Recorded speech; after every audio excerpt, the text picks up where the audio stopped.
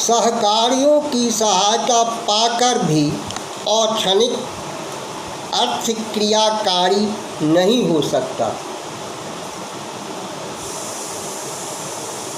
ननु क्रमवत् सहकारिलाभात् अस्थायिनो अतीतानागतयोः क्रमेण करणम् उपपद्यत इति चेत् तत्रेदं भावान् पृष्ठो व्याचष्टम् सहकारिणः किं भावस्यो कुर्वन्ति न वा न चेन्नापेक्षणीयास्ते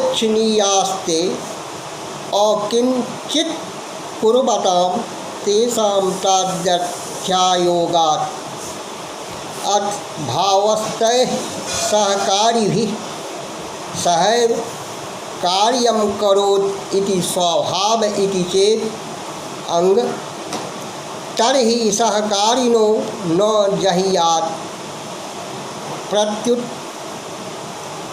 पलायमानपि गले पाशेन बदध्वा कृत्यं कुर्यात् स्वभावस्यानपायात्।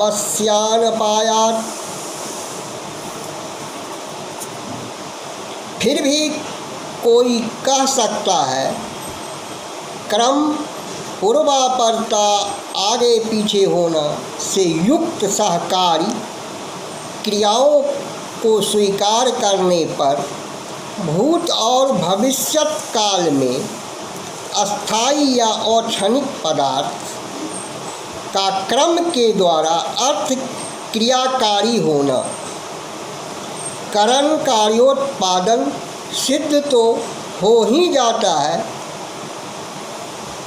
अर्थ यह है कि अक्षणिक या अस्थायी पदार्थ वही है जो तीनों कालों की क्रियाओं के उत्पादन में समर्थ हो तथा सदा एक ही तरह का हो। दूसरी ओर क्षणिक सत्ता एक क्षण में क्रिया उत्पन्न करके नष्ट हो जाती है। तीनों कालों में इसके रूप विभिन्न प्रकार के होते हैं। अस्तु अस्थायी एक रूप होने पर भी जब जैसी सहकारी क्रियाएं मिलती है तब वैसी ही कार्योत्पत्ति कर सकता है। इससे पदार्थों में होने वाले परिवर्तनों की व्याख्या करके उनके होने पर भी सत्ता को अस्थायी मान लेते हैं।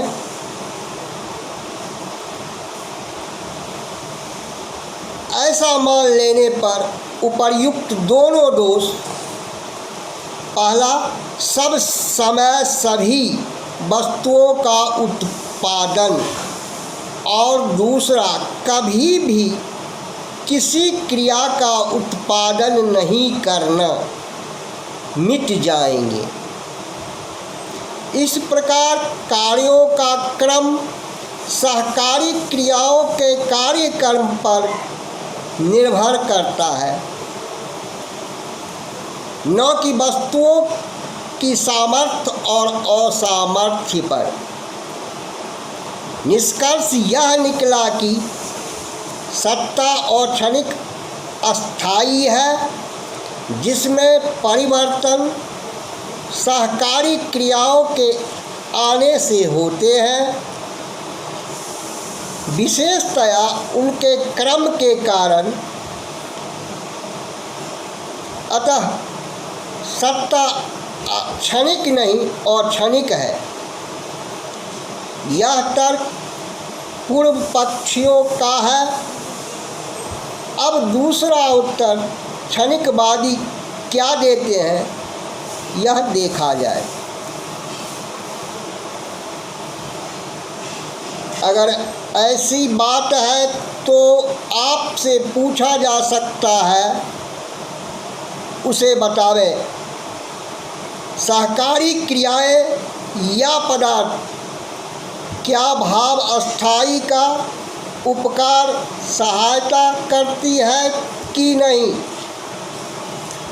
आशा यह है कि पूर्व पक्षियों के गत में जो घट पट आदि के अस्थाई पदार्थ हैं,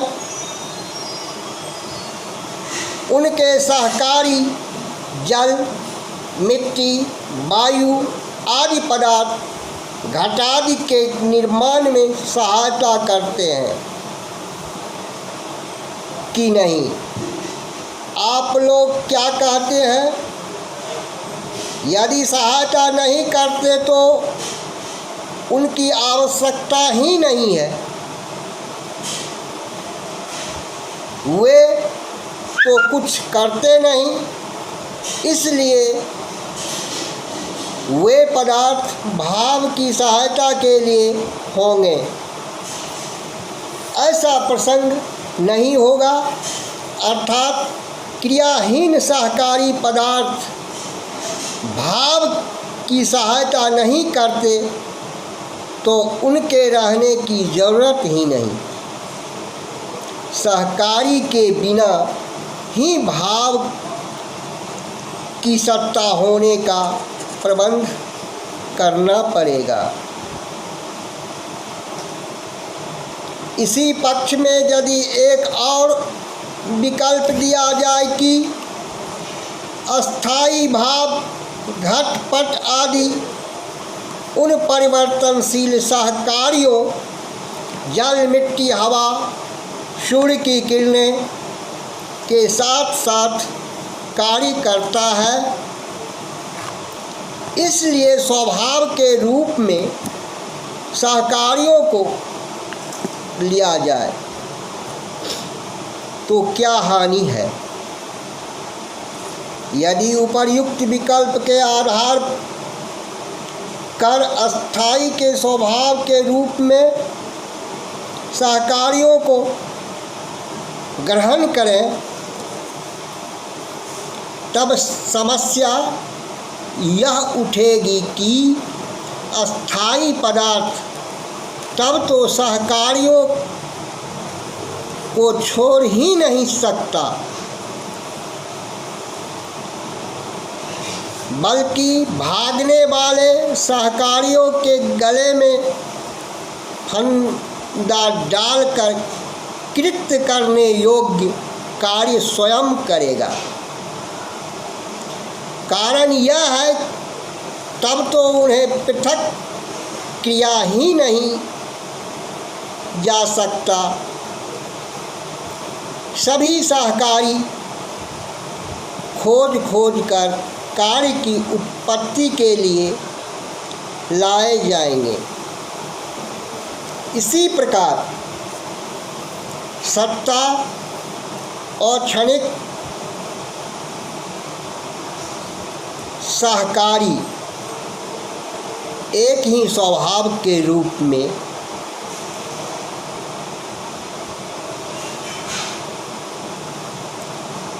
उपकारकत्व पक्षे सो अयम उपकारः किम भावाद भिद्यते नवा भेद पक्ष आगंतुकस्यैव तस्य कारणत्वं स्यात् न भावस्यात् क्षणिकस्य आगंतुकात् सयान्वय व्यतिरेकानुविधायत्वात् कार्यस्य तदुक्तम्।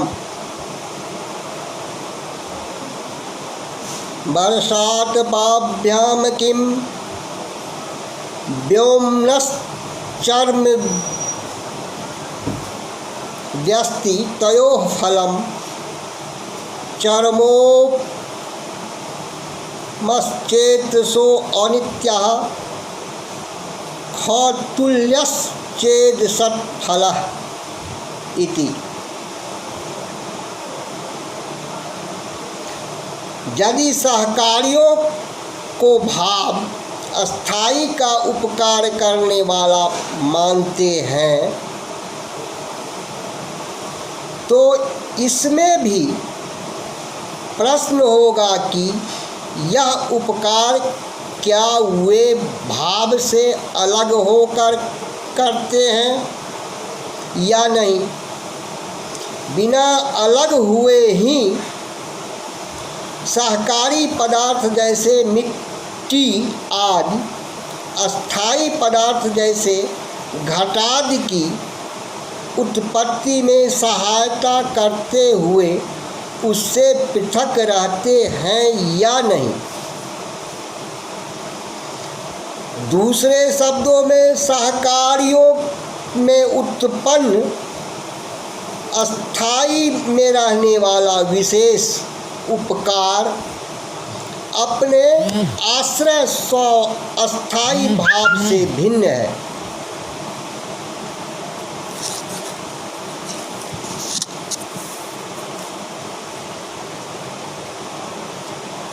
या नहीं। इसके बाद भेद पक्ष के विकल्प को लेकर बहुत बड़ा विवेचन किया गया है।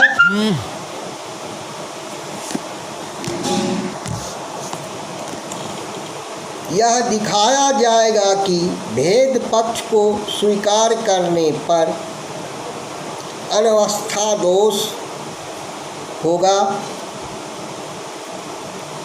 इसलिए अंतिम निर्णय होगा कि क्षणिक के रूप में ही सत्ता है।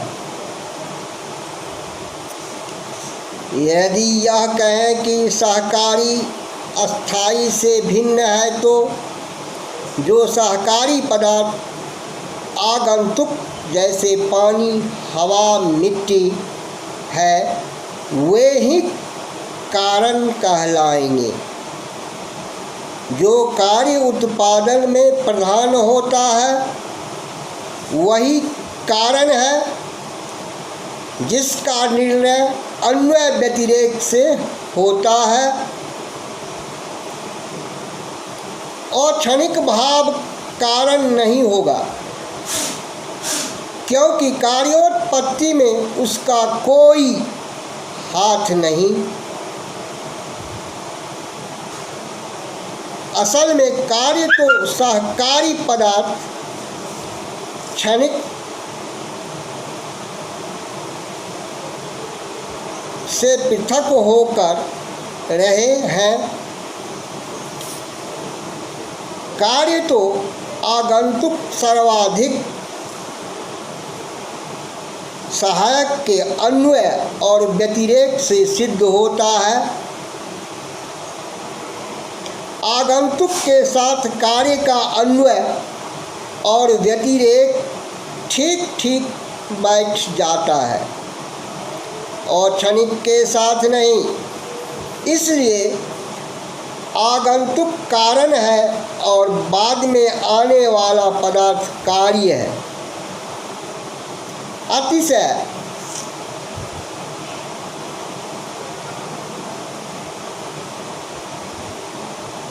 बहून् गुणास चिन्तयित्वा सामञ्जस्यसम्भवान् विशेषः कीर्तिस्यते यस्तु ज्ञेयः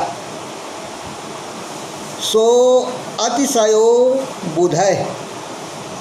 उक्त स्थिति को यों स्पष्ट करें, बीज अस्थाई पदार्थ है, उसमें आने वाले सहकारी अतिशय सबसे बड़े उपयोगी के होने पर अंकुर की उत्पत्ति होती है। यह अन्वय हुआ। इस प्रकार के अतिशय के अभाव में अंकुर का उत्पन्न न होना यह व्यतिरेक है। अब इस प्रकार अंकुर कार्य की उत्पत्ति अतिशय सहकारी के अन्वय व्यतिरेक से सिद्ध होती है। जिसका फल है कि अतिशय ही अंकुरोत्पत्ति का कारण है, न कि बीज।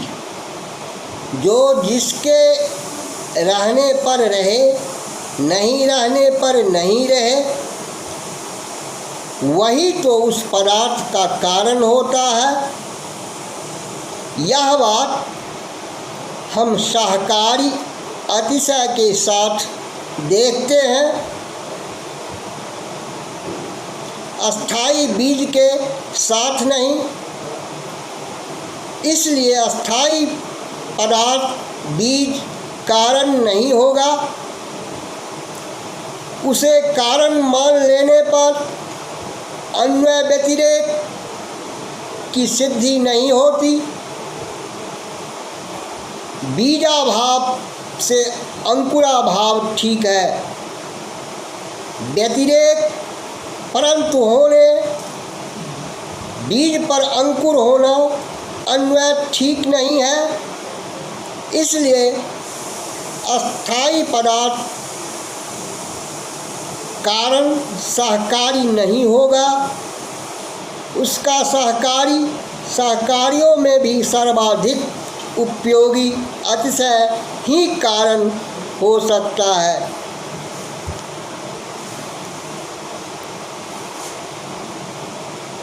कहा भी है, वर्षा और धूप से आकाश को क्या, दोनों का फल चमड़े पर हो सकता है। यदि वह अस्थाई भाव चमड़े के समान हो तब तो वह अनित्य हो जाता है। यदि वह आकाश के समान हो तो फलहीन निष्फल हो जाता है। आशय यह है कि आकाश अविकारी है, उस पर वर्षा और धूप का कोई प्रभाव नहीं पड़ता। वर्षा हो या धूप, आकाश ज्यों का त्यों रहता है। हाँ, प्रभाव पड़ता है तो चमड़े पर। वर्षा से चमड़ा ठंडा हो जाएगा, धूप से गर्म। इस प्रकार मनुष्यों के शरीर पर उसका प्रभाव है, क्योंकि चर्म विकारी है। अब पूछा जाए कि अस्थाई भाव विकारी चर्मवत है कि अविकारी आकाशवत? दोनों दशाओं में दोष है। अस्थाई के रूप में माना गया बीज यदि विकार के योग्य है तथा सहकारियों से उत्पन्न होने वाले अतिशय के द्वारा विकृत होता है, तब तो वह भाव अनित्य है। क्योंकि नित्य पदार्थ में तो विकार होता है।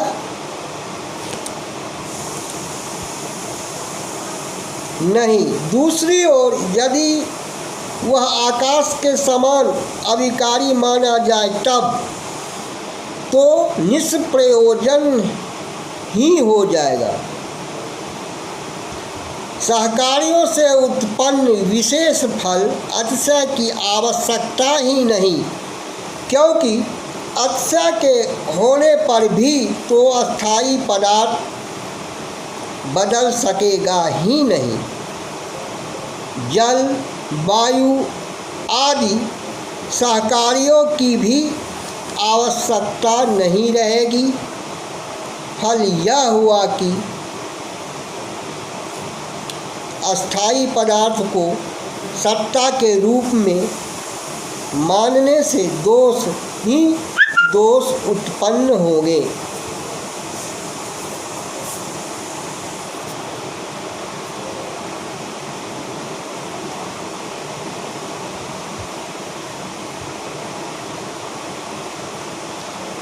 अतिशय का दूसरा अतिशय उत्पन्न करने में दोष।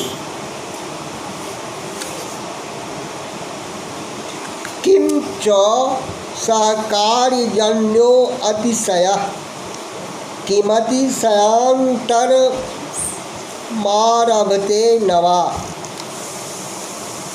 उभय यथापि प्राग उक्त दूषण पाखानवर्षन् प्रसंगः अतिशयान्तरं पक्षे बहुम उखानवस्थादौ